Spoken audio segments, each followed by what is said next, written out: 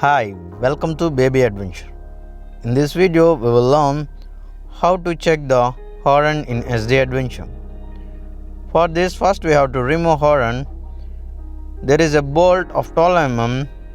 Using a 12 mm socket, we will remove the bolt. There is damper kind of rod that is attached to the mount. We can check the horn for two conditions.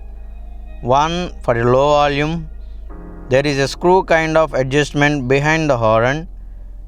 If your horn feels on the low side, the volume on the low side, we have to adjust the screw.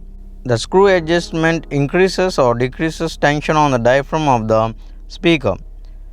If your horn is not working at all, first we have to check the fuse. I have done video on fuses. The link will be given in the description. Next, we will check the voltage across the two terminals of the horn. First, we have to turn the ignition on. Then, across the terminals, we will check the voltage by pressing the horn button. If there is a voltage, the horn might be problem. If there isn't a voltage, the wiring is problem. If there is a low volume from the horn, we have to adjust the screw. So that is how you check the faulty horn. If you find the video useful, please like, share and subscribe. Thank you.